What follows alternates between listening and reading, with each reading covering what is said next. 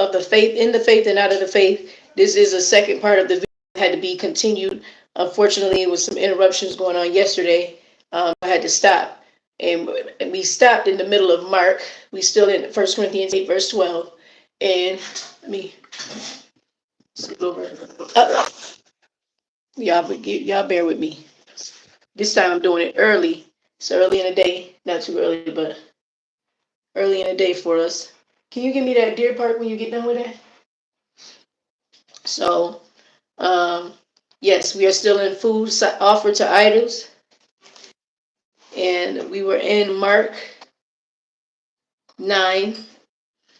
The precept for that verse of 1 Corinthians 8 and 12 when it says, let's go to it right quick. The precept for that, it says in verse 12, now sinning or trespassing or offending in this way, right, against the brothers or brethren, and wounding or inflicting punishment or smiting or striking or repeated blows, right, wounding and striking and smiting their weak or feeble or sick, to be weak or diseased consciousness or conscience, you sin against Messiah, Christ. So we're going to start back at Mark 9 where we left off, and I'm going to start up at least verse 37.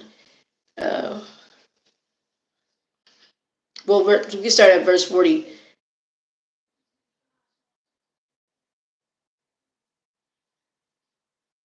Let's start at verse 37. Whosoever, it says, whoever receives one such of these, of such little children in my name receives me, and whoever receives me receives not me, but the one who sent me. So he says, not only are you receiving me when you receive one of these little ones, but you receive the Father, because I and the Father are one. That's what Christ is saying. So then, like I said, these little ones are not just specifically in the carnality focused on children, little children, like school-age children, but it's also implying the believers and those that are in the faith and those that are out of the faith. We know that a child or a little one could be one that still has a lack of knowledge or understanding somewhere. We know as children we desire and we drink from the sincere milk of the word, but as we become aged and mature and more disciplined and exercise self-control in our senses or members, we are now showing that we are able to eat the meat of the word. So this is what it's talking about. It's talking about, it says the little ones, right? Then it says, and Yohanan said to him, teacher, we saw someone who does not follow us. Now see, he says, whoever receives one of these little ones in my name is also receiving not only me, but the Father, right? He who sent me. So he says, well, now we got John saying, well, teacher, we saw someone who does not follow us. Listen to the mindset, a mentality oftentimes of men, right? And we saw someone who does not follow us casting out demons in your name, right? And for him to say it was in his name, implying in your name, that means they're already showing obedience. This is a lifestyle of a disciple. Right? They're showing discipline. They're walking with a certain character. Their speech, their heart, everything has changed. And we forbade him. Now listen what he said. And we forbade him. So we stopped him, right? Because he does not follow us. And now you see the mentality of men, and you see the dangers of man's understanding and knowledge, and how it can be very dangerous to other people in the body, right? So it said, he said they forbade him because he's not following them. But Paul said, you can imitate me as I imitate Christ, right? Follow me as I follow Christ. But this young man, they saw whoever they saw was already imitating Christ, because he said he was casting out demons in the name of Christ, right? And Yeshua said, do not forbid him. Do not forbid him, right? Do not hinder him. That could cause one to stumble, right? That could be dangerous. That's a inflicting punishment on one's conscience. That's exactly what the word is talking about, right? For no one who works a miracle in my name is able to readily speak evil of me, Right? For he who is not against us is for us. For whoever gives you a cup of water to drink in my name, because you are a Messiah, are of Messiah, here it is. Truly I say to you, he shall by no means lose his reward, because you are of Messiah, not of the world. Right? And then he says, and whosoever causes one of these little ones who believes in me to stumble, it is better for him if a millstone were hung around his neck and he were thrown into the sea. And then it keeps repeating this because it is stressed throughout the scripture. He keeps repeating this in his word because this is something that we as mankind need to understand, right? Because our knowledge must be bridled with charity. We must understand that it has to. We have. If we don't have love, then we don't have nothing. Knowledge puffs up. He tells us this. And if your hands make you stumble, if your hand makes you stumble, cut it off. It is better for you to enter into life crippled. If your works, your deeds, right, than having two hands to go into Gehenna, into the unquenchable fire, where their worm does not die, and the fire is not quenched. That worm is that desire. All right, that flesh that is it's unsatisfied. It's never going to be quenched. You'll still have the desires, but you'll not be able to fulfill them. That's a torment right there, right? And if your foot makes you stumble, cut it off. Your walk, your conduct, right? It still goes into that, the hand and the feet, right? It is better for you to enter into life crippled than having 2 feet, to be thrown into Gehenna, into the unquenchable fire. But see, this is it's powerful how it says it. It says if your hand causes you to sin or right or stumble, it causes one you to stumble, cut it off. If your foot, what it's saying too, what I'm seeing also here is if you have something, it already goes back to First Corinthians. If your food causes one to stumble, don't eat it again. If your food causes one to stumble, do not eat it again. Right? Don't eat it again. That's love. Now that's charity. Right? Now it says, you're thrown into Gehenna, into the unquenchable fire, where their worm does not die, where their worm does not die, and the fire is not quenched. And if your eye makes you stumble, pluck it out. It is better for you to enter into the reign of Elohim with one eye than having 2 eyes to be thrown into the fire of Gehenna, where their worm does not die and the fire is not quenched.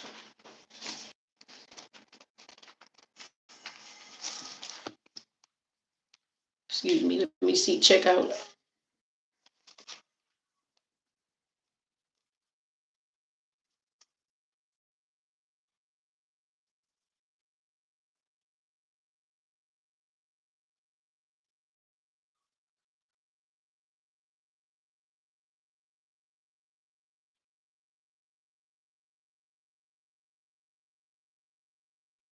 Hmm. Okay, I apologize for that quick break. I had to check something out. For everyone shall be seasoned with fire. Hmm. Feel like I had to sneeze. I apologize. For everyone shall be seasoned with fire, and every offering shall be seasoned with salt.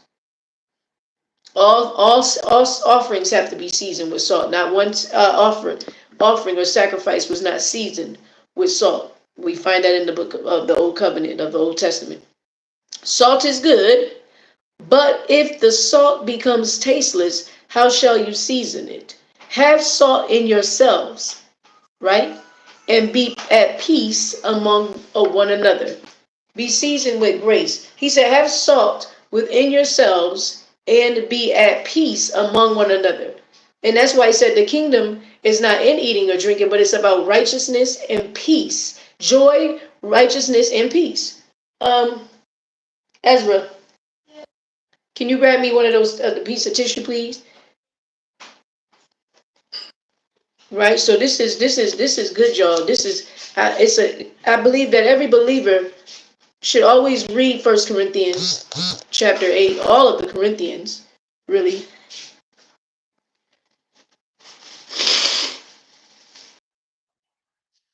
all of the Corinthians, but Corinthians 8, to understand that to understand the true desire of the Father and how he wants us to build his kingdom. And that building his kingdom is learning how to build up the brethren, building one another up, right? In love.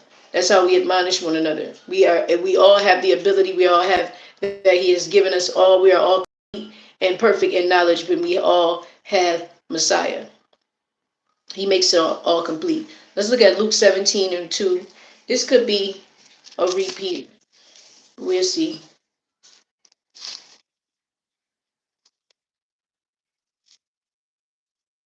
Luke 17:2, it says, it would be better for him if a millstone be put, so it's repeating, if a millstone be put around his neck and he were thrown into the sea, than that he should cause one of these little ones to stumble. I'm going to read this whole thing. And he said to the taught ones, it is inevitable that stumbling blocks should come, but woe to him through whom they come from.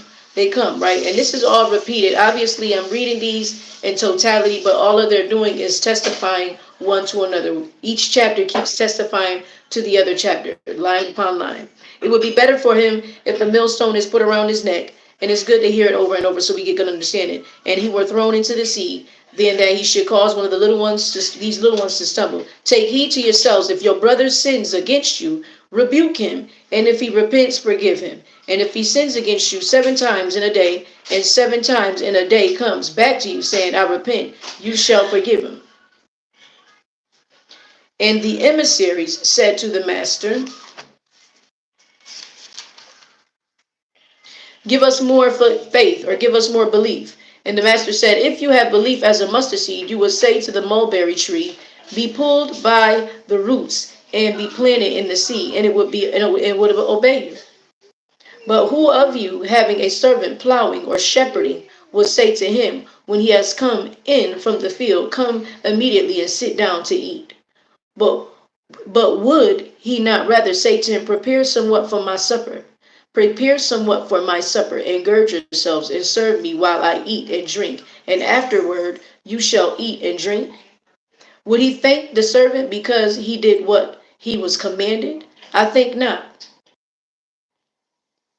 Powerful. Let's read that one again. It says, but who of you having a servant plowing or shepherding would say to him when he has come in from the field, come immediately and sit down to eat?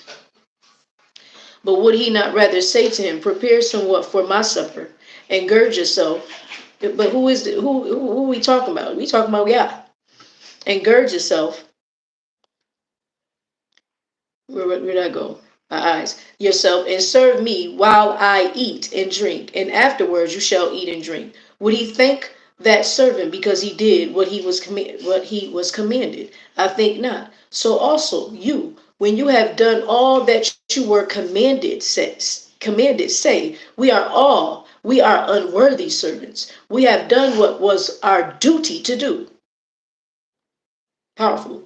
And it came to be as he went to Jerusalem, or Yerushalayim, that he passed through the midst of Samaria and Galilee. And as he was entering into a certain village, he was met by 10 leprous men who stood at a distance. And they lifted up their voices, saying, Yeshua, Master, have compassion on us. And having seen them, he said to them, go show yourselves to the priests. And it came to be that as they were going, they were cleansed. And one of them, when he saw that he was healed, returned, praising Elohim with a loud voice. And he fell down upon his face at his feet, giving thanks to him. And he was a Shamarian. And Yeshua answering said, and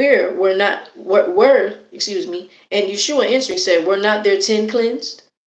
But where are the 9? Was no one found to return to give praise to Elohim except this foreigner? And he said to him, rise. Notice that he called him a foreigner. He was still Shemitic.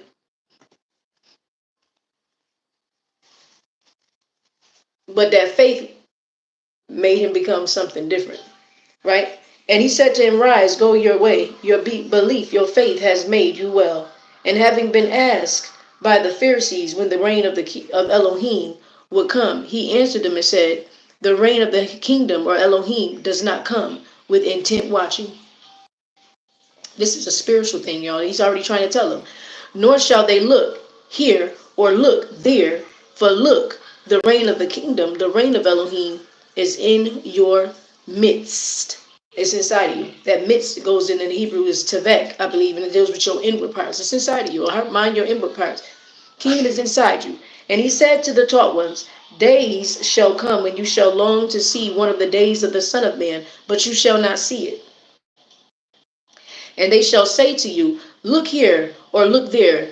Do not go after them, nor follow. For as the lightning that flashes out of one part under heaven shines to the other part under heaven, so also the Son of Man shall be in his day. But first he has to suffer much and be rejected by this generation. And as it came to be in the days of Noah, so also shall it be in the days of the Son of Man. They were eating and they were drinking and they were marrying and they were given in marriage until the day of Noah into the day that Noah went into the ark, and the flood came and destroyed them all. And likewise it came to be in the days of Lot. They were eating and they were drinking and they were buying and they were selling. They were planting and they were building. But on the day of Lot, on the day that Lot went out of Sodom, it rained fire and sulfur from heaven and destroyed all. It shall be the same in the day of the Son of Man is revealed. In that day, he who shall be on the housetop and his goods in the house, let him not come down to take them away. And likewise, the one who is in the field, let him not turn back. Remember the wife of Lot. Whoever seeks to save his life shall lose it, and whoever loses his life shall preserve it. And I say to you in the night, there shall be two in one bed, and the one shall be taken and the other shall be left. Two women shall be grinding together, and the one shall be taken and the other shall be left. Two shall be in the field, and the one shall be taken and the other shall be left. And they answering and said to him, where, master? And he said to them, where the body is, there also the vultures shall be gathered together. So we read that whole chapter. We go to Romans 14 and 20. We still talking about 1 Corinthians 8 and 12. It says, now sinning in this way against the brothers, you and wounding their weak conscience, you sin against Messiah.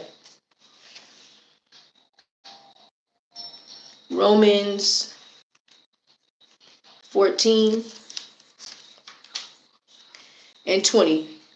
Do not destroy the work of Elohim for the sake of food. All indeed are clean, but evil to that man who eats so as to cause stumbling, because his conscience is defiled. Okay? But it says evil to the one to who eats so as to cause stumbling. We're going to read some extra treasuries and then let's look at Genesis 20 and 9.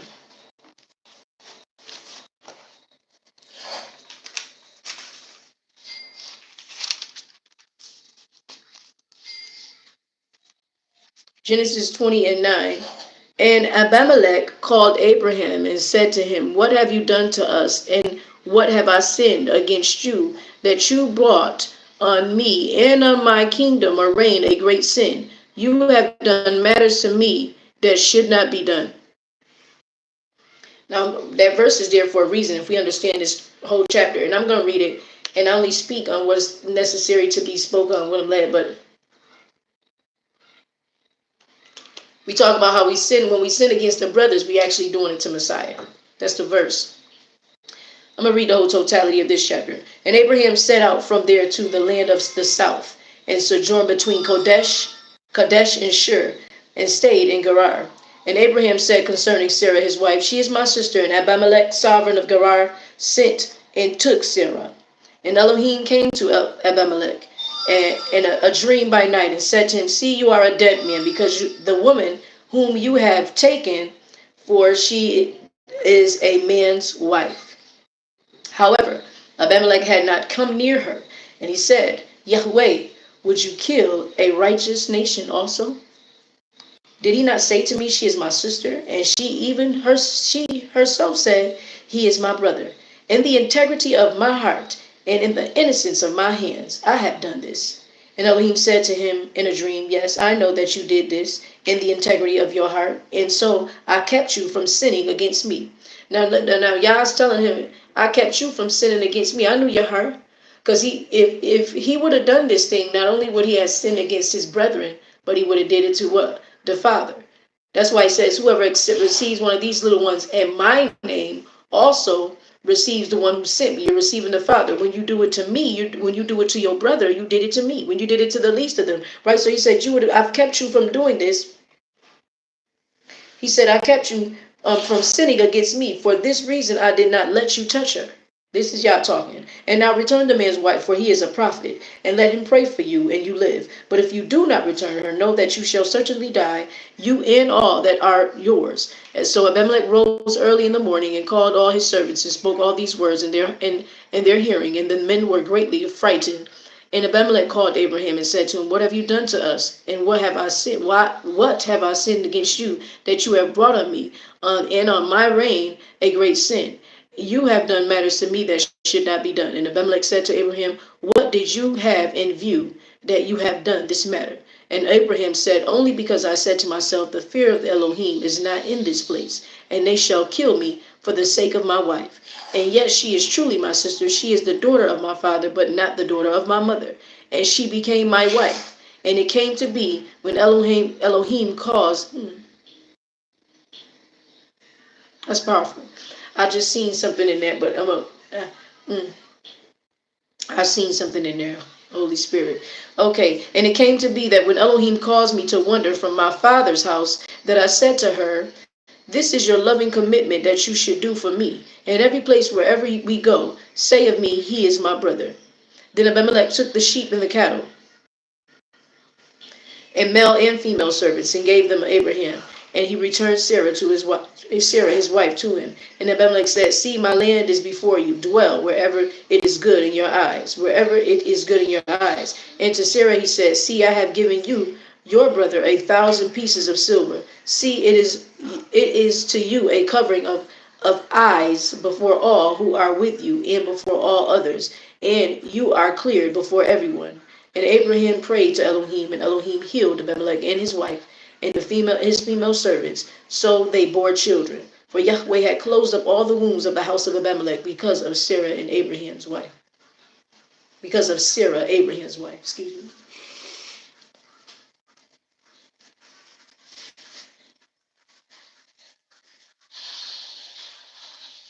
And see, this is why it's important. You see that now we got to understand. That's why it says the way we treat our brethren is like trodden in the grace. We pierce Messiah all over again. We're doing it to the Father. We're doing it to not only to the Son, but also to the Father. Okay, let's look at Genesis 42 and 22 and check that out.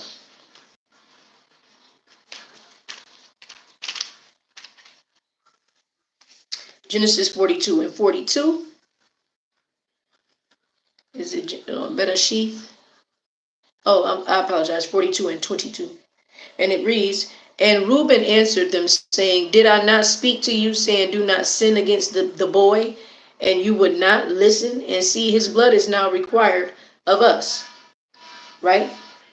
And when Yaakov or Jacob saw that there was grain in Mitzrayim, Yaakov said to his sons, why do you look at each other? And he said, see, I have heard that there is grain in Mitzrayim. Go down to that place and buy for us there, and let us live and not die. And Yosef's 10 brothers went down to buy grain in Mitzrayim, but Yaakov did not send Yosef, brother Benjamin, with his brothers, for he said, lest some harm come to him. And the sons of Israel went to buy grain among those who journeyed, for the scarcity of food was in the land of Canaan. And Joseph was the governor over the land. He was the one who sold to all the people of the land. And Joseph's brothers came and bowed down before him with their faces to the earth. And Joseph saw his brothers and recognized them, but he acted as a stranger to them and spoke to them harshly and said to them, where do you come from? And they said, from the land of Canaan to buy food. So Joseph recognized his brothers, but they did not recognize him. And Joseph remembered the dreams which he had dreamed about them, and said to them, you are spies, you have come to see the nakedness of the land. And they said to him, no, master, but your servants have come to buy food. We all are all one of where we are all one man's sons. We are trustworthy. Your servants are not spies. But he said to them, no, but you have come to see the nakedness of the land. And they said, your servants are 12 brothers, the sons of one man in the land of Canaan. And see, the youngest is with our father today, and one is no more. And Joseph said to them, it is as I spoke to you, saying, you are spies. But this you shall be proven by the life of Pharaoh. You do not leave this place unless your youngest brother comes here. Send one of you and let him bring your brother while you are kept in prison. So let your words be proven to see whether they are true in you, or else by the life of Pharaoh you are spies. And he put them all together in prison for 3 days. I thought, sometimes our human side kick into us, and sometimes we can be a little petty. So, we seen that Joseph had a little pettiness going on. It was a little revenge. He felt a little salty for what his brothers done, right? But the heart that he had, which was a heart of Messiah, it convicted him. He had no choice but to do right. Now Joseph said to them on the third day, do this and live, for I fear Elohim. If you are trustworthy, let one of your brothers be confined to your prison house, and you go. Bring grain for the scarcity of food of your houses, and bring your youngest brother to me, and let your words be confined, and you do not die. And so they did. And they said to each other, truly we are guilty concerning our brother, for we saw the distress of his life when he pleaded with us, yet we did not listen. That is why this distress has come upon us. Now they're thinking about what they did to their brother Joseph, right? Now that they're going through, they think about, oh, this is for this very reason. It's like it's coming back, to haunt us. And they said, not now that Joseph understood them, for he spoke to them through an interpreter. Oh, I apologize, I skipped. And Reuben answered them, saying, did I not speak to you, saying, do not sin against the boy? And you would not listen? And see, his blood is now required of us. And they did not know that Joseph understood them, for he spoke to them through an interpreter. Joseph was wise. And he turned himself away from them and wept, but came back to them and spoke to them. And he took Simeon from them and bound him before their eyes. And Joseph commanded, and they filled their sacks with grain, also to put back every man's silver to his sack, and to give them food for the journey. And thus it was done for them. So they loaded their donkeys with the grain and went from there. And as one of them opened his sack to give his donkey fodder at the lodging place, he saw his silver, for it was in the mouth of his sack. And he said to his brothers, my silver has been returned, and there it is in my sack. And their hearts sank, and they were afraid, saying to each other, what is this that Elohim has done to us? So they came to Jacob, or Yaakov, their father, in the land of Canaan, and reported to him all that befell them. And the master of the land, spoke to us harshly, and took us for spies of the land. But we said to him, we are trustworthy, we are not spies. We are 12 brothers, sons of our father. One is no more, and the youngest is today with our father in the land of Canaan. And the master of the land, said to us, by this I know that you are trustworthy. Leave one of your brothers here with me, and take the food for the scarcity of foods. Take the food for the scarcity of food of your households, and go. And bring your youngest brother to me, and I know that you are not spies, but that you are trustworthy. I give your brother to you, and you move about in the land. And it came to be, as they emptied their sacks and looked, the bundle of each man's silver was in his sack. And when they and their father saw the bundles of silver, they were afraid. And Yaakov, their father, said to them, you have bereaved me. Joseph is no more, and Simeon is no more, and you would take Benjamin, all that is against me. All this is against me. So Reuben spoke to his father, saying, take the lives of my 2 sons, if I do not bring him back to you. Put him in my hands, and I myself bring him back to you. But he said, my son is not going down with you, for his brother is dead, and he is left alone. if any harm should come to him along the way in which you go, then you will bring down my gray hair with sorrow to Sheol. Right? So we know this. I read this whole story, but this precept, the precept in it was, which was Genesis 42:22, when he says, and Reuben answered him, saying, did not I speak to you, saying, do not sin against the boy? And you would not listen, and see his blood is now required at our hands. Because it goes back to showing that when they did this to the father. They sinned against Elohim. And that's why we got to continually, we should be more convicted. That's why it's important for us to stay in his word, and convicted and cautious, to have a fear. We should have such a fear for Yah that we are very much careful not to cause any of us to stumble based upon food, right? Based upon a knowledge or a knowing, or and being cautious on how we speak and treat one another, because we are not doing it just to each other. We're doing it to Christ. We sinning against the Father. Exodus 32:21, and I might not read this whole in totality, but because sometimes it could be 32:21. And it reads, and Moshe said to Aaron, what did this people do to you that you have brought so great a sin upon them? Right? He said, what did they do that you have brought all this sin right upon them? I'm tempted to read the whole thing, y'all. Y'all know I love to read the whole thing, but I'm not. But I think we get the gist of this. We're understanding this, right? We a body, y'all. We a body, right? And when one member is affected, when one is affected and going through, then we all are. That's how a body functions. Let's look at 1 Corinthians 12:12. These are just some what you would call reciprocal scriptures or testimonies that I'm reading, And it's a good thing to do this, because it gives us better understanding. Let's see, 1 Corinthians 12:12. And it says, for as the body is one and has many members, look how the Holy Spirit led us to it. The Holy Spirit led us right to it. For as the body is one and has many members, but all the members of that one body being many are one body, so also is the Messiah, the anointed one, the Christ.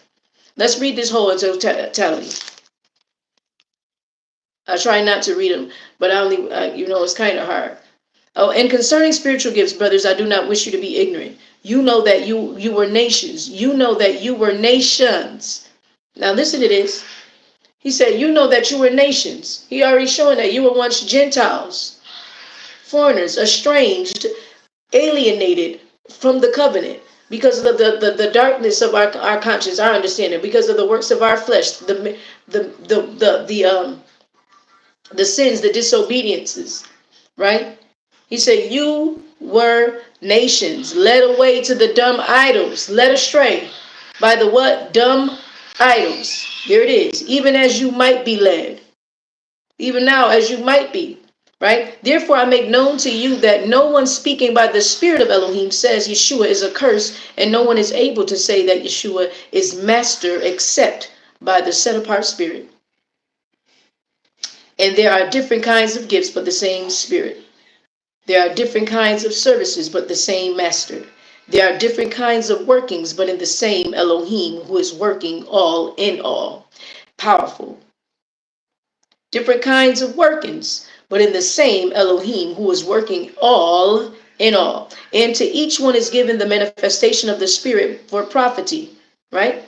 For one is given a word of wisdom through the Spirit, and another a word of knowledge according to the same Spirit, and another of belief or faith by the same Spirit, and another gifts of healing by the same Spirit, and to another operations of powers, and to another prophecy, and to another discerning of spirits, and to another kinds of tongues, and to another interpretations of tongues. But one and the same Spirit works all these, distributing to each one individually as he intends.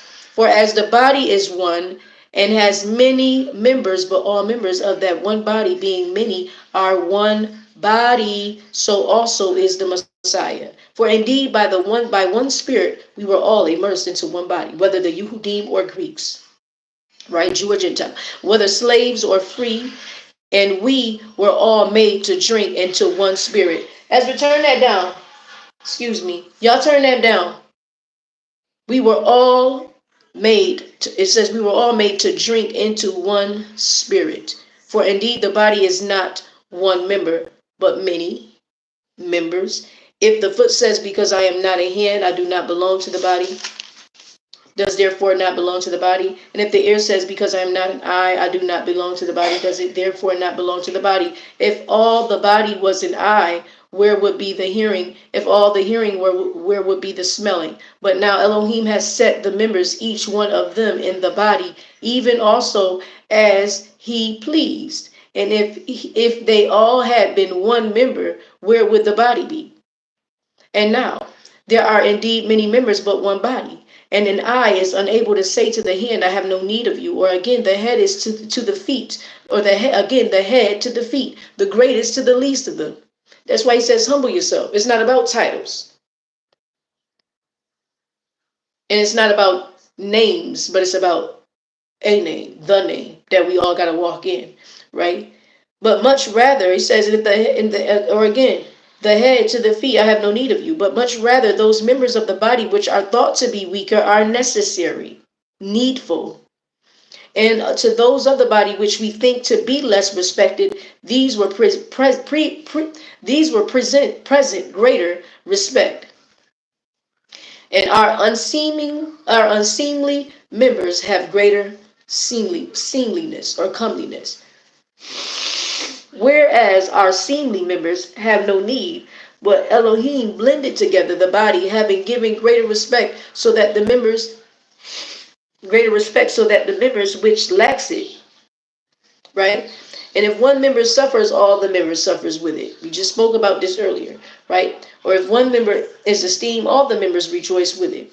And you are a body of Messiah, and members individually. And Elohim has appointed these in the assembly: first emissaries, secondly prophets, thirdly teachers, and after that miracles and gifts of healing and helps, administrations and kinds of tongues. Are all emissaries? That's the question. Are all prophets? Are all teachers? Are all workers of miracles? Do all have gifts of healing? Do all speak with tongues? Do all interpret? But earnestly seek the better gifts.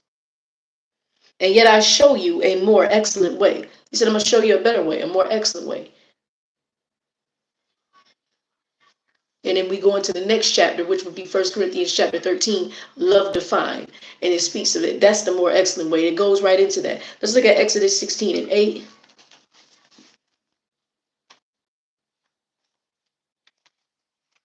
It's all about how we treat one another, y'all. Exodus 16 and 8. Because it's all about making sure that all receive salvation, that we all be saved.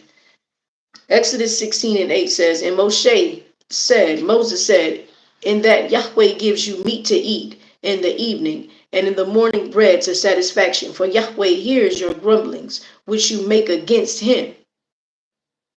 And you're doing all that complaining, but it was against who? And what are we saying? And what are we? That's the question. Your grumblings are not against us, but against Yahweh. He said, you're not grumbling against me. And Aaron, right? And those who were and helping in with leadership with Moses and Aaron in ministry, he said, y'all not grumbling and complaining against us. Do know that your grumbling is against who? Yah. Matthew 12 and 49.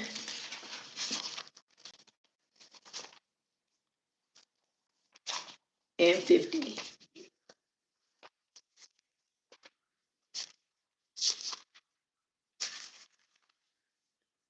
Matthew 12, 49. And verse 50. Let's read. It says, thus shall it be at the end of the age, the messenger shall come forth and separate the wicked out of the midst of the righteous, and shall throw them into the furnace of fire. There shall be wailing and gnashing of teeth. I believe we've read this. This is also dealing with stumbling blocks. There's a parable in it, and I like to read the ones with parables. Is that no? That I apologize. That was 13. But it's this. I read the wrong chapter. But this is still the same chapter. It's still the word is one. It's connected. It's a body. It still bears witness to what we was talking about. It says that the Son of Man shall send out his messengers, and they shall gather out of the kingdom all the stumbling blocks and those doing lawlessness. Right? See, this is what it was talking about. Then the righteous shall shine forth as it was already talking about. That's the separation. He said. He says, "Woe to the world." For stumbling blocks shall come. It's necessary, but woe to the man who causes the stumbling blocks. See, if we're in we kind of expect the world to have stumbling blocks. We expect stumbling blocks to come, and see, that shows that you're still worldly. But he says, woe to the man that causes them. If we have come, if we're not no longer in the world, if we're no longer of, excuse my way of my way of defining these terms or speaking about, because I'm specific on words. If we are not of the world, then we should not be causing stumbling blocks. He said it's needful. It's going to come from in the world, but he said, "Woe to the one that is causing them," because we're not. If we're no longer of the world, then we should no longer be causing a stumbling block.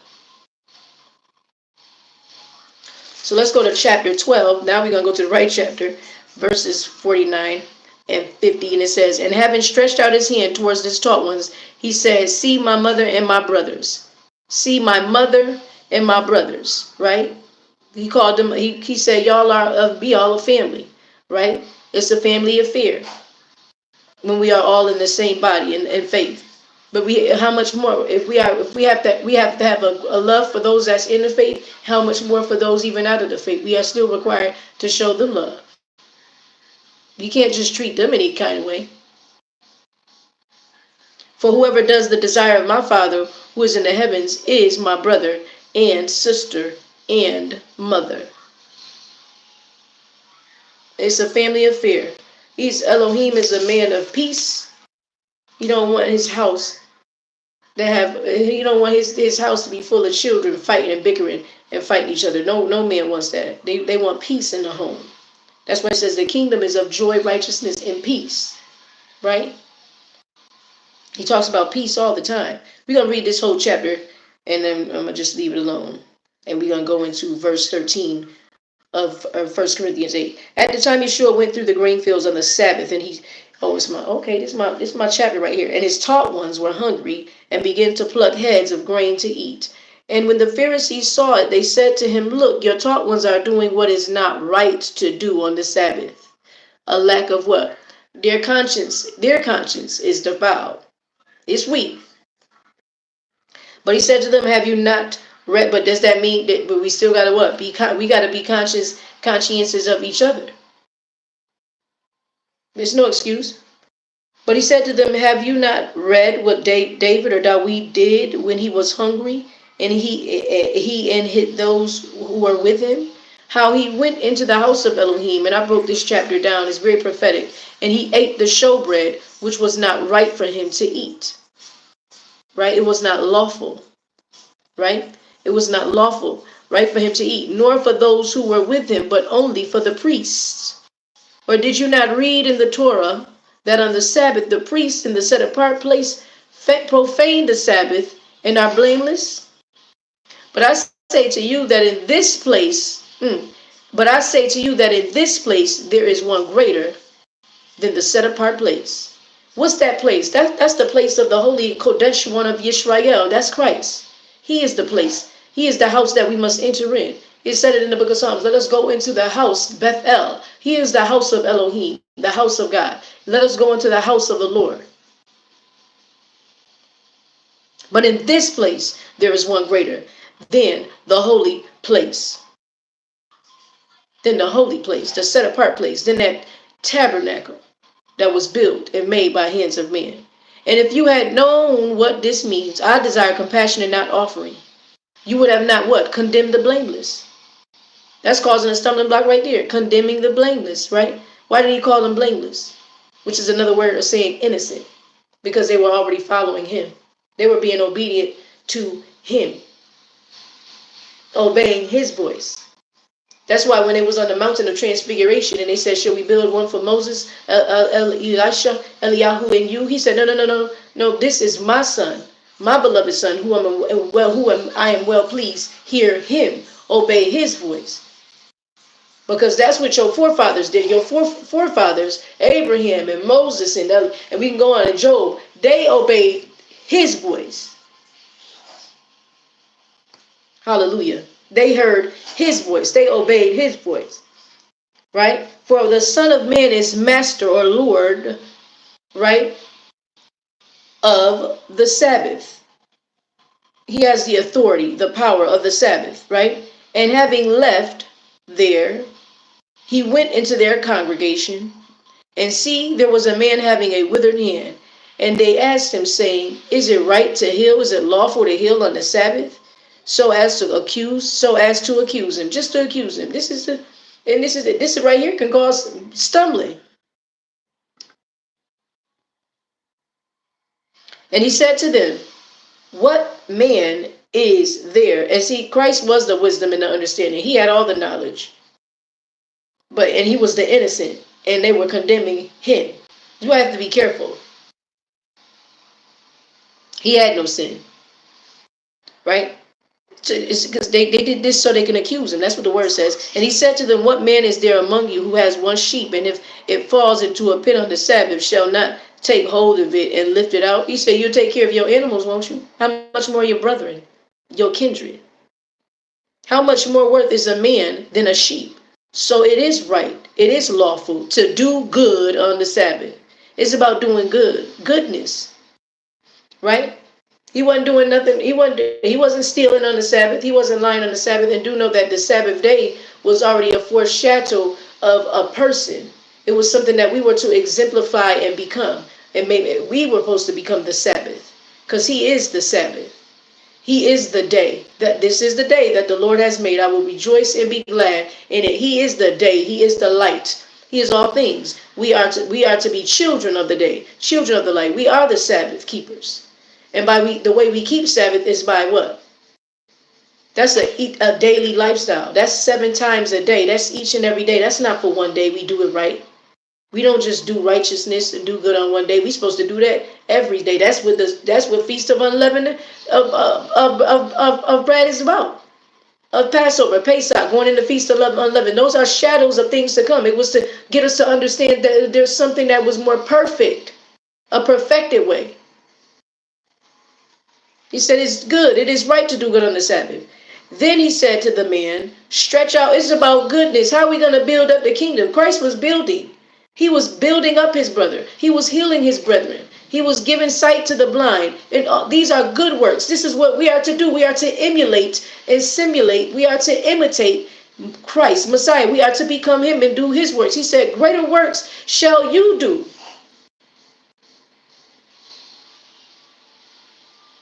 But you got to be in him, in me.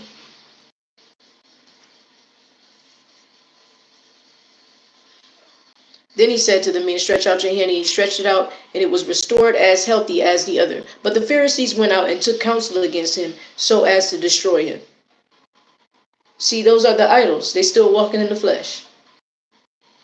Those are idols. Those are food. That's a food that is offered to idols. Seeking to destroy. Why? Because of envy and jealousy and all those other things. But Yeshua, knowing it, withdrew from there, and large crowds followed him, and he healed them all, and warned them not to make him known, in order that what was spoken by Yeshayahu or Isaiah the prophet might be fulfilled, saying, "See my servant whom I have chosen, my beloved, in whom my being did delight. I shall put my spirit upon him, over him, in him, and he shall declare judgment to the nations. He shall not strive nor cry out, nor shall anyone hear his voice in the streets. A crushed reed he shall not break, and smoking flax he shall not quench, till he brings forth judgment to overcome, right ruling. And the nations shall trust in his name. Then They brought to him who what but he said, then they brought to him one who was demon possessed, blind and dumb, and he healed him, and so that the blind and dumb man both spoke and saw. And all the crowds were amazed and said, this is the son of David, of David. But when the Pharisees heard it, they said, this one does not cast out demons except by, that could be a form of blasphemy, right? The ruler of the demons. You know his name. And Yeshua knew their thoughts and said to them, every reign or kingdom divided against itself laid waste, and every city or house divided against itself shall not stand. That's the kingdom he was talking about. The kingdom is, if the kingdom is inside of us, inside of me, then my mind and my heart cannot be divided against one another. That's the kingdom that can't stand. There was division already in the hearts of minds of them. Their heart was already there, so their discernment was wrong.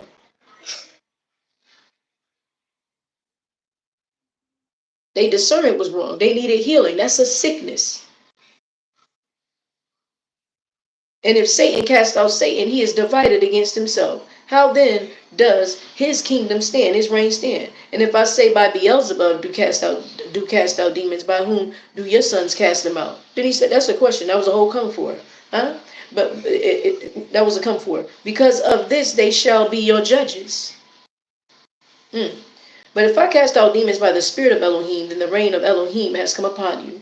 Or how is one able to enter a strong man's house and plunder his goods unless he first binds the strong man, and then he shall plunder his house? He who is not with me is against me, and he who does not gather with me scatters abroad. That's simple as fact. That's just as simple. It's plain as day. It's no in between. It's no grays, no shade of grays, either black or white. He said, either you're gathering with me or you're scattering. Either you're for me or you're against me. Because of this I say to you, all sin and blasphemy shall be forgiven men, but the blasphemy against the Spirit shall not be forgiven men. And whoever speaks a word against the Son of Man, it shall be forgiven him. But whoever speaks against the set apart Spirit, it shall not be forgiven him, either in this age or in the age to come. Either make the tree good and its fruit good. That's what the Sabbath's about. He said, either or else be ignorant. What? Make the tree good or the fruit. Make the tree good and its fruit good, or else make the tree rotten and its fruit rotten. For a tree is known by its fruits. Brood of adders, how are you able to speak what is good, being wicked? For the mouth speaks from the overflow of the heart. The good man brings forth what is what? Good from the good treasures of his heart. Because that's why he tells us in Proverbs, all throughout Proverbs, store up, lay up my words, keep them and put them in your heart. See, if the word is in your heart, then only the word should be coming out. And that'll be the fruits of the Spirit: patience, joy, love, kindness, peace, gentleness, those things. The good man brings forth what is good from the treasure of his heart, and the wicked man brings forth what is wicked from the treasure of his heart. From the wicked treasure, excuse me. And I say to you that for every idle word men speak, they shall give an account of it in the day of judgment. For by the word, that's a vain word, a word that is useless, worthless, vanity, futile. For by your words, see, the idle words didn't come out of the mouth of Christ. He spoke life, not death. Okay, for by the words of your for by your words you shall be declared righteous, and by your words you shall be declared unrighteous. Powerful. Then some of the scribes and Pharisees answering, saying, Teacher, we wish to see a sign from you. But he answering said to them, A wicked and adulterous generation seeks after a sign, and no sign shall be given to you except the sign of the prophet Jonah. As for Jonah was 3 days and 3 nights in the stomach of the great fish, so shall the Son of Man be 3 days and 3 nights in the heart of the earth. Men of Nineveh shall stand in the day of judgment with this generation and condemn it. Why? Because they repented. Because they repented at the preaching of Jonah, and look, a greater than Jonah is here. The sovereigness, the queen of the south, shall rise up in the judgment with the generation and shall condemn it. For she came from the ends of the earth. Yes, she did. Sheba. You got to know what that word means in the Hebrew. Sheba. Sheba. It means like daughter of oath, I believe, a vow, the daughter of oath. Yes, right? This is what her name means. She came up from the ends of the earth to hear the wisdom of Shulamah. Shulamah means son of peace, king of peace. Who is this? This talking about, this is all referring and pointing to Christ. But so he said the bottom of the book is about me. I'm the volume of the book. It's testifying, speaks of me. Come on. And look, a greater than Shulama is here. This is the thing. Their names was very prophetic if we get to understand it, but it all points to Christ. By their names, it was already prophesying of one to come. It was already speaking of it. He said, I was there in the beginning and I'm here in the end. I'm the first and I'm the last. Very word I spoke in the beginning, same word I'm speaking now. No new word. Right? And then it says, is now here. Now, when the unclean spirit goes out of a man, he goes through dry places, seeking rest and finds none.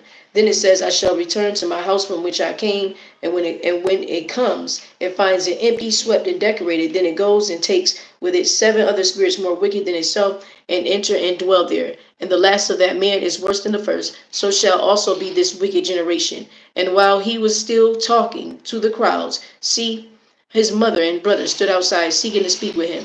And one said to him, see, your mother and your brothers are standing outside seeking to speak with you. But he answering said to the one who spoke to him, who is my mother and are my brothers? And having stretched out his hand towards the taught ones, he said, see my mother and my brothers. For he said towards the taught ones, who is my mother and my brother? Who are you talking about? But then he stretched out his hand towards the taught ones, the disciples, those that were following and imitating, those that was obeying him. He says, see, my mother, my brothers, right? And whoever does the desire, the pleasure, the will of my Father who is in the heavens is my brother and sister and mother. Amen. So we was in 1 Corinthians chapter 8 verse 12 says, now sinning in this way and against the brothers and wounding their weak conscience, you sin against Messiah. It's about how we are treating one another. Our knowledge and whatever we possess has to be bridled. Whatever gift we have has to be bridled with charity. It has to. We're going to go into verse 13. So it says in verse 13, therefore, if food makes my brother stumble, I am never again going to eat meat, lest I make my brother stumble. And that's why we read earlier how it says, if my right eye, if my eye causes me to sin, then pluck it out. If my hand makes me to stumble, then cut off at my hand. If my foot causes me to stumble, let me cut that off. So it's better for me to enter into the kingdom with one, or crippled or lame, than two. With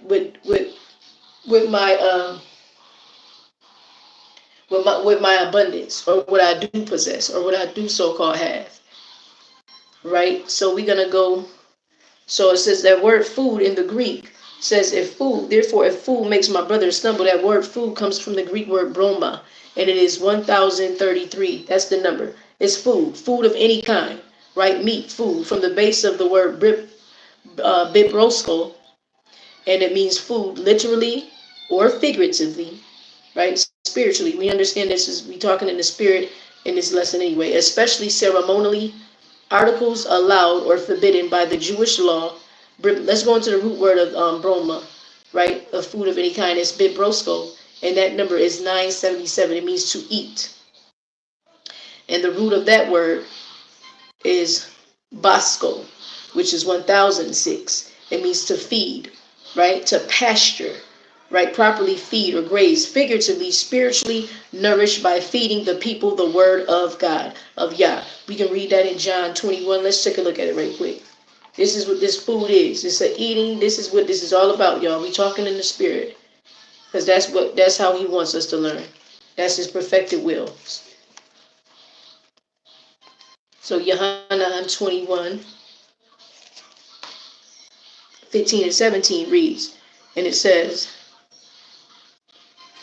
when therefore they had eaten bread, they had eaten breakfast, when therefore they had eaten breakfast, Yeshua said to Shimon and Kepha, Shimon, son of Yonah, do you love me more than these?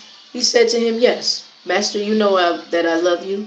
He said to him, feed my lambs. He said to him again, the second time, Shimon, son of Yonah, do you love me? He said to him, yes, Master, you know that I love you. He said to him, shepherd my sheep. He goes into feed and shepherd, right? Please turn that down. He said to him a third time, Shimon, son of Yonah, do you love me? Kepha was sad because he said to him the third time, do you love me? And he said to him, Master, you know all. You know that I love you. Yeshua said to him, and feed my sheep. So it goes on to feed my lambs, shepherd my sheep, feed my sheep, right? This is what this eating goes into, the root word broma, which goes into bibrosco, and then it goes in bibrosco, and then it goes into bosco, right? So we're talking about a grazing and a pasturing. That's the right. So this goes into to feed, pasture, graze, figuratively, spiritually nourished by feeding the people the word of God, right? Wow, we go into the root word of 4166, which is pomen, and it focuses on shepherding the flock of Elohim. And that is caring for them, right? To shepherd, you have to care for them. And when you go into Boscos, which is 1006, it stresses feeding them his word, right? This is what it says. So this is this word food. He says, therefore, if food, right? If food, and we know this is in the spirit, what makes my brother stumble, right? That word stumble comes from the Greek word scandalizo, and it is 4624 in the Greek. It's to put a snare in the way, hence to cause to stumble, to give offense, properly set a snare, stumbling block, figuratively to hinder right conduct or thought, to cause to stumble, literally to fall into a trap. Right, and the usage could I caused the usage of that word is I caused to stumble, caused to sin, caused to become indignant, shock, and offend. Right, and the Strong's exhaustive, this cause to stumble comes from the word scandalon. That's the next root of it. It is to entrap. An example is to trip up, figuratively stumble, transitively, or entice to sin, apostasy, or displeasure, make to offend. The root word of scandalon, 4625, also deals with a stick for bait, of a trap, generally a snare, a stumbling block, an offense, a cause for error, right?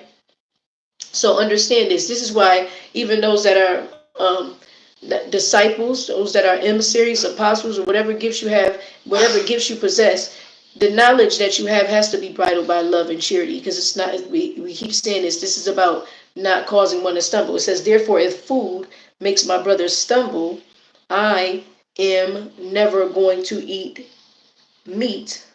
Meat. If my brother or my sister is still on the sincere milk, and still being nourished by the sincere milk, then me eating meat is not necessary. I have to be cautious that what I am eating, which is the meat, right? And I'm using this as an example, is I'm not. How can I use it? I'm not trying to condemn or wound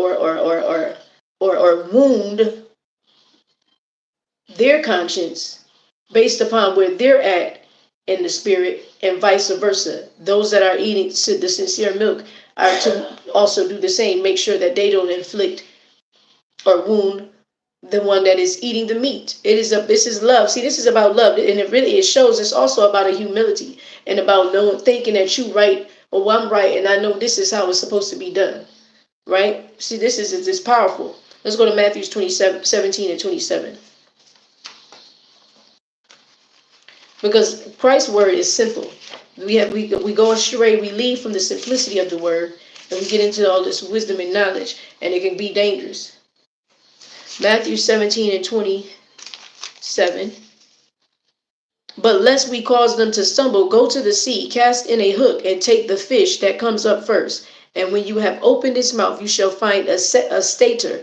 Take that and give it to them for me and you. Now, what was this all about?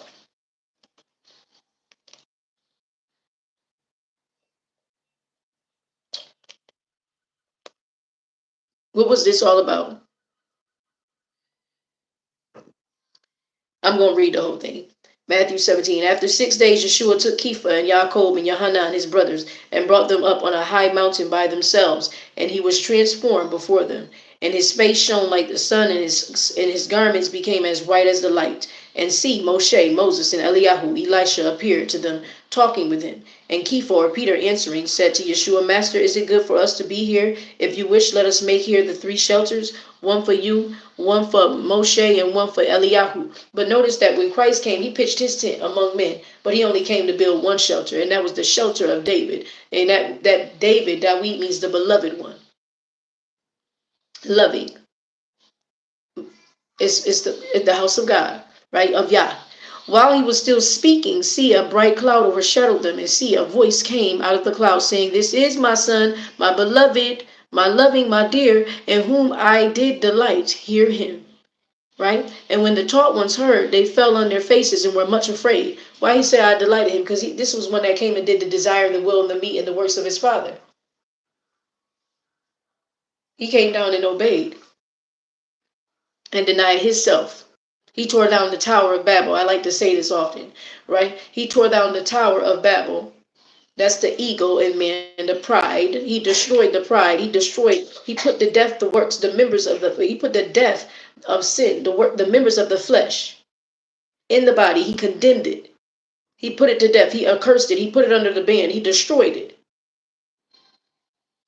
He died to himself.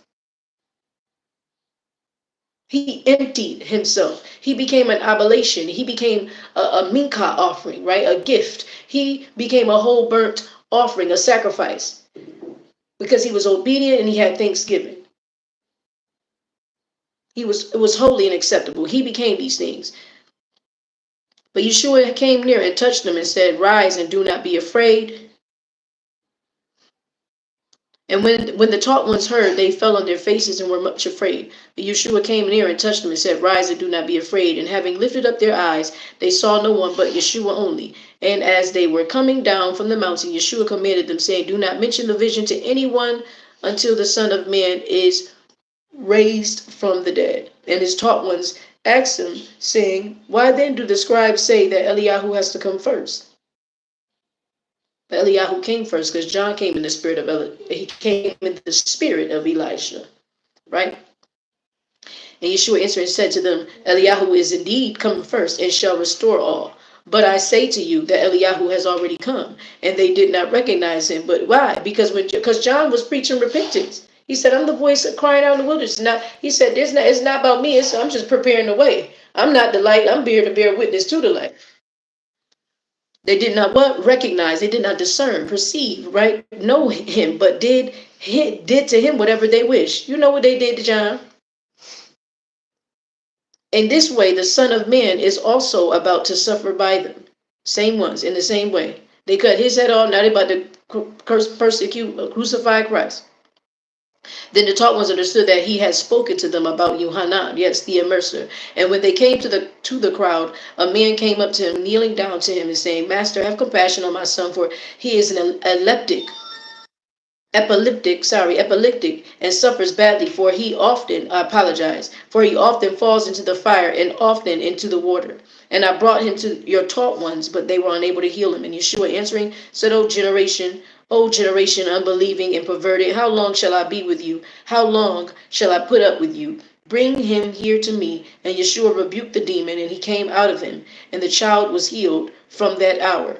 Then the taught ones came to Yeshua by himself and said, "Why were we unable to cast him out?" And Yeshua said to him, "Because of your unbelief, right? For truly I say to you, if you have belief as a mustard seed, you shall say to the mountain, 'Move from here to there,' and it shall be moved." And no matter that mountain seems as impossible, because according to man's understanding, a mountain is impossible to move, right? But think about it in the spirit. Okay, and he says, it shall move, and no matter shall be impossible for you. But this kind does not come out except through prayer and fasting. And while they were staying in Galilee, Yeshua said to them, "The Son of Man is about to be delivered up into the hands of men, and they shall kill him in the third day, and he shall be raised up." And they were deeply grieved. And when they came into Capernaum, those who received the double drachma came to Kepha or Peter and said, "Does your teacher not pay the double drachma?" And he said, "Yes." And when he came into the house of Yeshua, spoke to him first, saying, "What do you think, Shimon? From whom do the kings of the earth take toll or tax? From their own sons or from the strangers?" Kepha then said to him, "From the strangers." Yeshua said to him, then the sons are exempt." That's powerful, right? "But lest we cause them to stumble." So see, that was a powerful read right there. That was some humility right there. right? They always wanted to trip Messiah, but he was the wisdom, y'all. He is the wise. He was the one that was all knowing. He's the knowledge and the counsel of the Father, right? So they're like, oh, well, who should we pay taxes to? Right? You the king. They want to be king of Israel. Who should? But he says, unless we cause them to stumble, go to the sea, cast in a hook, and take the fish that comes up first. And when you have opened its mouth, you shall find a stater. Take that and give it to them for me and you. Man, that's humility. See, this shows you that the desire of the Father. He didn't even want them to stumble. Right? No, we go ahead and pay him. Pay procedure was his. Right? Acts 15 and 20. Y'all, we almost done. We almost done. Acts 15 and 20, and it reads, but that we write to them to abstain from the defilements of idols and from whoring and from what is strangled and from blood. And I often read this one, but we know in this chapter it was some things going on. Certain men from Yehuda, from Judah, they were teaching the brothers that unless you be what? Circumcised according to the practices of Moshe, what? You are unable to be saved. They bringing them back into bondage, y'all. Right? So this right here could have caused a great stumbling for those that were already putting their faith and hope in Messiah, right? And he said, look, listen, I'm going to read this whole thing. I'm going to read it. And certain men who came down from Yehuda were teaching the brothers, unless you are circumcised according to the practice of Moshe, you are unable to be saved. So when Shaul and Barnabas had no small dissension and dispute with them, they arranged for Shaul or Paul and Barnabas and certain others of them to go up to Jerusalem or Jerusalem to the emissaries and elders about this question. So being sent on their way by the assembly, they passed through Phoenicia and Samaria, relating the conversions of the nations. And they were causing great joy to all the brothers. And having arrived in Jerusalem, they were received by the assembly and the emissaries and the elders, and they reported all that Elohim had done with them. And some of the believers who belonged to the sect of the Pharisees rose up, saying, it is necessary, this is needful, you must, right? It's necessary to circumcise them and to command them to keep the Torah of Moshe. And the emissaries and the elders came together to look into this matter. And when they had been much dispute, Kepha rose up and said to the men, brothers, you know that a good while ago Elohim chose among us that by my mouth that the nations should hear the word. Hearing comes by what? Faith, which is an action, it's a verb, it's obedience, it's doing, right? The word of the good news and believe. And Elohim, who knows that believing still goes into obey. You got to be obedient if you believe something. And Elohim, who knows the heart, that was it right there. Elohim, who knows, who is able to discern and perceive the heart, because he seen our heart back then, and he said, this is stubborn, stiff-necked, what rebellious people. They already telling me they gonna keep the law, and I'm looking in their hearts and I see it ain't even in them. He knew it. We the one that was lying to ourselves. That's the witchcraft that man plays on them. You can't lie to Yah, but you can lie to yourself. But it's wicked to do so. Right? He said he knows the heart, bore witness to them by giving them the set apart spirit as also to us. He said he gave even the nations that was going to believe because he's seen their hearts, right? He says he bears witness to them and give them also the Holy Spirit as also the same spirit. We just read this in 1 Corinthians 12, right? Same spirit. And made no distinction. There's no difference between us and them, cleansing their hearts by faith, by belief. That's how the heart is cleansed. Now then, why do you try Elohim by putting a yoke on the neck of the taught ones? You cause them. That's what he said. It's better to tie a millstone around your neck, and you're trying to cause these little ones to stumble, right? He said on the taught ones, the disciples, which neither our fathers nor were our mothers able to bear. They couldn't even keep it. But through the favor, the mercy, the compassion of the Master Yeshua Messiah, we trust to be saved in the same way as they. And all the crowds were silent and were listening to Barnabas and Shaul, declaring how many miracles and wonders Elohim did among the nations through them. And after they were silent, Yaakov answered, and we're going to talk about this. We're going to do a talking on this. Men, Brothers, listen to me. Shimon has declared how Elohim first visited the nations to take out of them a people for his name. He visited the nations, the Gentiles, to take out of a people for his name. That's important to remember. That's why he said, you were once what? Nations. You was once what? Gentiles. Humble yourself, Judah. And the words of the prophets agreed with this, as it has been written. After this I shall return and rebuild the shelter of David. That's the house he building, right? Which has fallen down. Yep. And I shall rebuild its ruins and shall set it up. He gonna rebuild the what? Ruins. Repair of the breach and restore the streets. He's what? Building a new mind, a new heart. This is David said, created me a clean heart and renewing me a right, steadfast, faithful spirit. This is the building up of the kingdom that he's doing. He's doing it with man, he's doing it with our brethren, and we ought to do the same. This is how we build. That's the heart that has to be healed, the mind that has to be restored and healed and transformed, and the inward parts, so that the remnant of mankind shall seek Yahweh, even also that all the nations, on whom my name has been called, says Yahweh, who is doing all of this, who has made this known from old. You'll find it. Yah said it was him. Amos 9:11, verse 12. 11 and 12. Therefore I judge that we should not trouble those from among the nations who are turning to Elohim. Do not trouble them, those from the nations, the Gentiles, or those that are returning, that turning to Elohim is repenting. But that we write to them, write to abstain from the defilements of idols, from whoring, that's idolatry, and from what is strangled, and from blood, that's murder. See, because when you cause somebody to stumble, that's blood on your hands. That's a murder that is without the shedding of blood. For from ancient generations, Moshe has in every city those proclaiming him, being read in the congregations every Sabbath. Then it seemed good to the emissaries and elders with all the assembly to send chosen men from among them to Antioch and Shaul and Barnabas, Yehuda, right, being called Barsaba, and Silas, leading men among the brothers, having written by their hand this, the emissaries and the elders and the brothers to the brothers who are of the nations in Antioch and Syria and Kilkia, greetings. Since we have heard that some who went out from us have troubled you with words unsettling your lives, to whom we have gave no command, right? They went on their own thing. They're walking in their own name and own image. It's a pride, right? It seemed good to us, having become of one mind, to send chosen men to you with our beloved Barnabas and Shaul, men who have given up their lives. They are killed. It's not about their name no more. They've given up their lives. They've killed their ego. They have denied the stake. They're taking up the stake of. They're denied themselves and took on the stake, the sufferings of Messiah. Right? It's not about what they think is right, what they feel, how they. It's not their doctrine, their teaching. They remain with faith, with sound, because it's about the salvation of all. Right? They have given up their lives for the name, the character, the authority, the reputation, the deeds, the essence, and the image. That's the blood of our Master Yeshua, Messiah.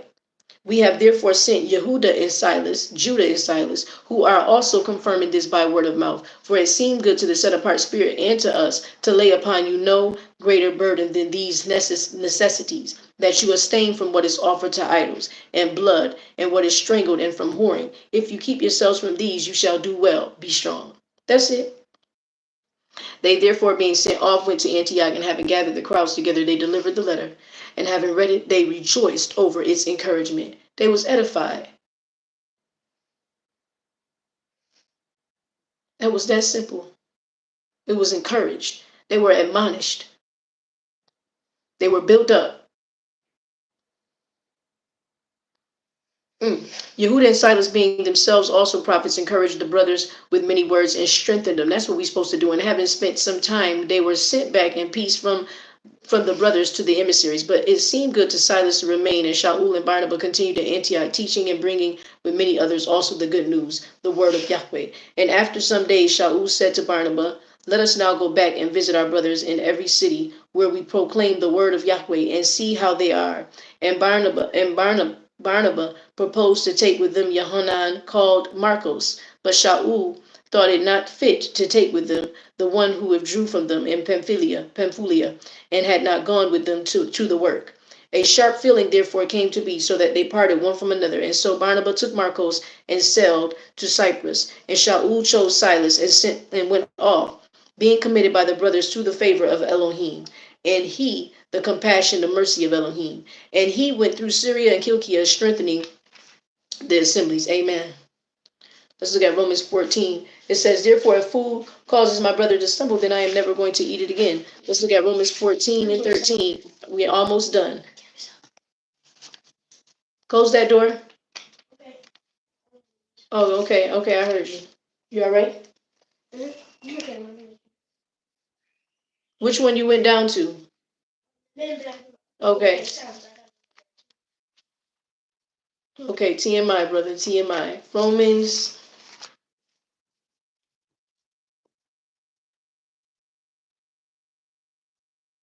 14, 13, and 21.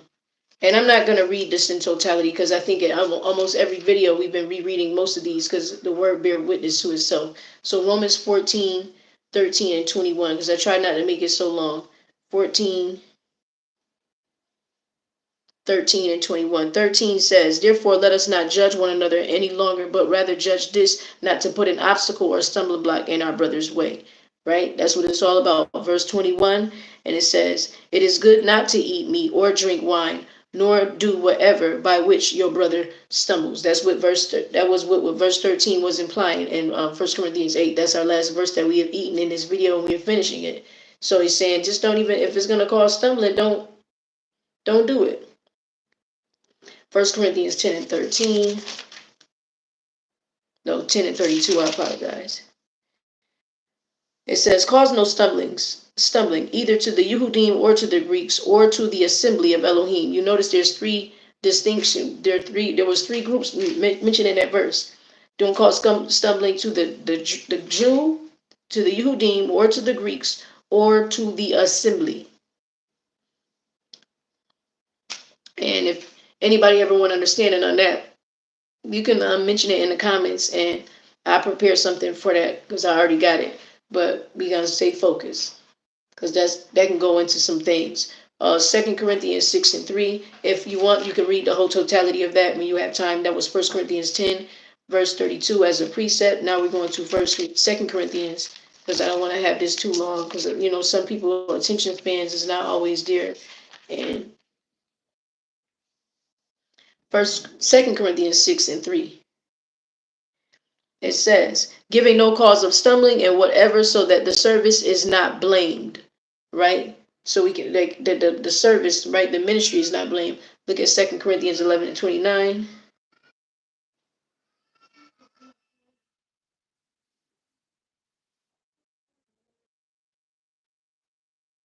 Then I'm going to see 2 Corinthians 11 and 29. You might want to check your bin.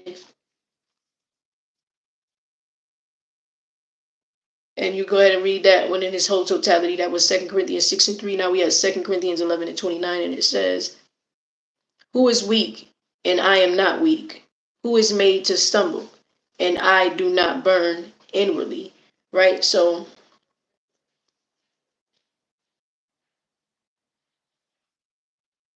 right here, Paul is just showing his affection and how he feels about the matters that's taking place in the assembly. Right? I want to read this one.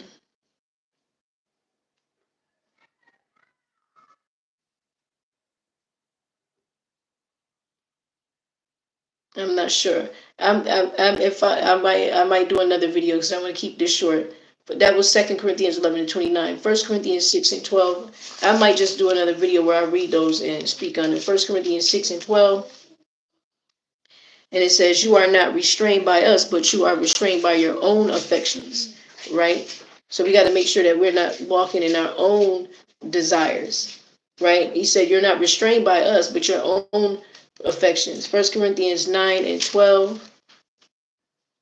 And see, that's why I really like to read all of the Corinthians